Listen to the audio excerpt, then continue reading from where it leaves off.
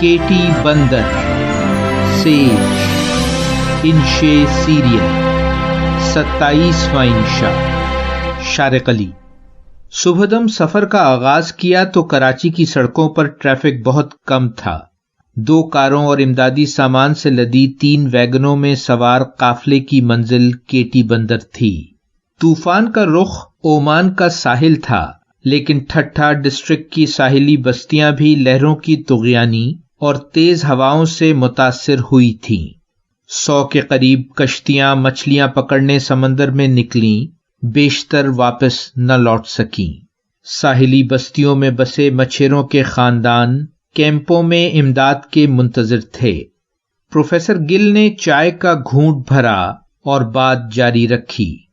ताजियत के लिए उस बूढ़े मछेरे से मिले जिसके खानदान के 7 अफराद गहरे समंदर में अब तक गुमशुदा थे। धूप से संवलाए झुर्रियों भरे चेहरे पर आंसुओं से भीगी सफेद दाढ़ी।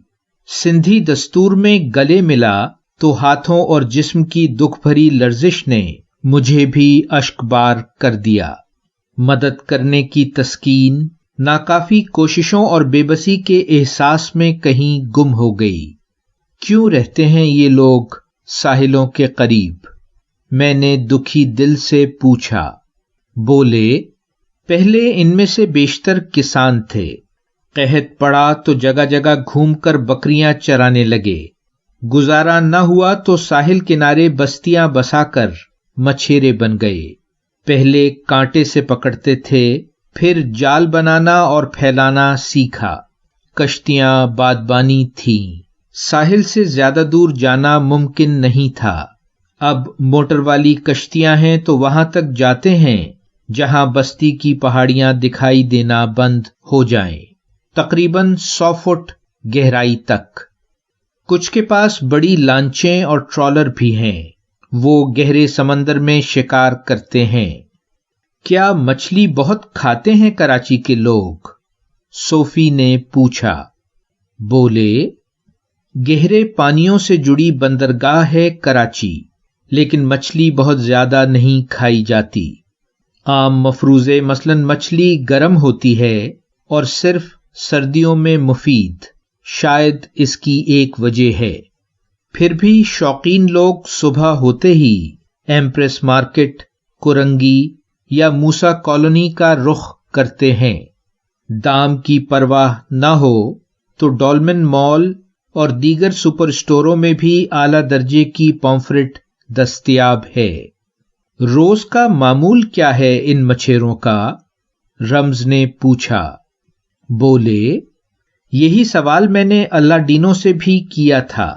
21 साला नौजवान मछेरा जो इमदादी मुहिम में हमारे साथ रहा। उसी से पता चला कि वो हर रोज सूरज निकलने से पहले अपने उस्ताद के साथ रेतीला साहिल नंगे पांव उबूर करके कमर तक गहरे पानी में एक दूसरे से बंधी किश्तियों में से अपनी कश्ती खोलकर सवार हो जाता है। मुमकिना कमाई का इश्तियाक, कुछ खदशात और थोड़ा सा खौफ दिल में साथ लिए 20 फुट लंबी 5 फुट चौड़ी लकड़ी की किश्ती में 3 आदमियों और शिकार भरे जाल की गुंजाइश होती है। कुछ रस्सियां और लकड़ी का तख्ता भी, एक पेट्रोल इंजन और हस्बे जरूरत पानी में उतारा जाने वाला प्रोपेलर भी। फिर वो गहरे पानी में पहुंचकर पहले से फैलाए हुए जालों को एक एक करके समेटते हैं। जाल की पहचान के लिए मुख्तलिफ रंगों की झंडियां इस्तेमाल की जाती हैं। फिर किश्ती में खींचे जाल से शिकार हुए झींगों और मछलियों को अलहदा किया जाता है। धूप चढ़ जाए तो भी समंदरी हवा और चलती मोटर से शराबोर कपड़े गर्मी का एहसास नहीं होने देते। कौन से मकाम पर किस मौसम और किस वक्त में ज्यादा मछली होगी ये उस्ताद खूब जानता है। ज्यादातर मोंगरा, सुरमई, सांप जैसी लंबी सांग मछली और छोटे बड़े केकड़े।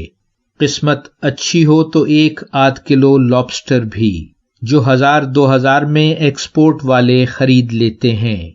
پھر وہ خالی جال طے شدہ جگہوں پر دوبارہ ڈال کر واپس بستی میں لوٹ آتے ہیں۔ وہ مال جو بک نہیں سکتا آپس میں تقسیم ہو جاتا ہے اور یوں گھر کا چولہا جلتا ہے۔ 500 کا پیٹرول، 700 الاڈینوں کی دہاڑی، استاد کو 2,500 روپے بچ جاتے ہیں۔ جاری ہے۔ ویلیو ورسٹی، شارق علی۔